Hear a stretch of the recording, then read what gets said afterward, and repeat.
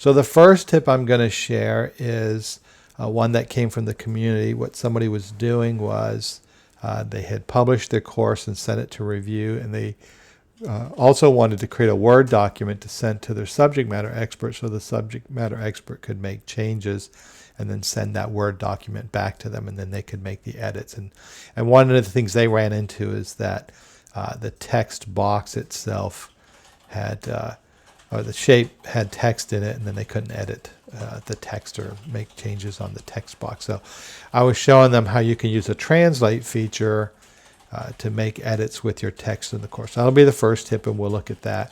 Before I get started, one of the things I'll have you note is if you have questions about the translation feature that we cover today, or you questions about the color theming, I'm going to do a really quick overview of things, but I did add links to our user guides that explain all those features in great detail, so they'll answer all your questions. And then there's also a link to a previous webinar where we talked about working with our design themes. So you have all those resources. I know some of you are just getting started, so some of this may be a little bit overwhelming. Just sit back and watch it, and then you can go back and look at those resources. And so the key thing here for you is to know that you can do these things. All right, so the first tip here is, again, somebody had a course they had published, they sent a review, the subject matter expert was making changes, and they wanted them to be able to make the changes in the Word document, and then they could go in and look at the Word document, make changes. So I had suggested, well, why not use the translate feature? So let's see how the translate feature works. If you come up to File up here and you scroll down to Translate, you'll see there's this Export to Word option. So we're going to go ahead and export that.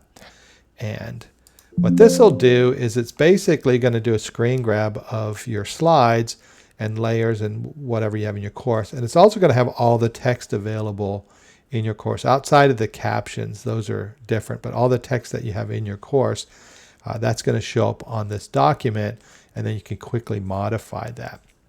So we're going to scroll down here. I know the document looks a bit daunting. The key thing is you've got your slide image right here, and then you have your source text column. You don't want to do anything with that one. And then the translation text column here is where you can modify the text. So in this case, we can see on this slide, it says tip 1, modify text and shapes. I'm just going to go ahead and add some text and say, this is a new tip title.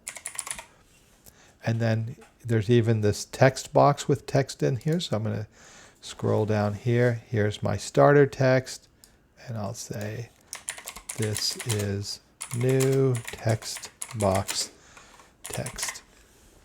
And then you can go through here. So this is really handy. Obviously, it's designed to be a translation feature, but this is a really nice feature if, for example, you need to modify a lot of text in your course and you don't want to go into the course slide by slide or layer by layer or wherever the text may be.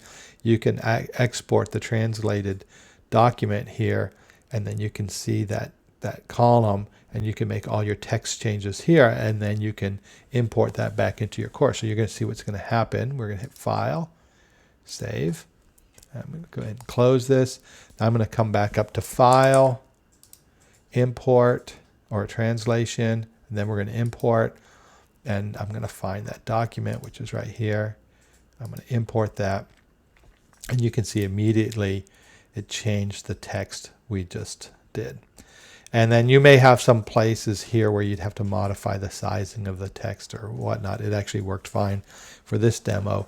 But that's a really super fast way to make text-based edits throughout your entire course, and then you export that, make your changes, and import it, and you're done.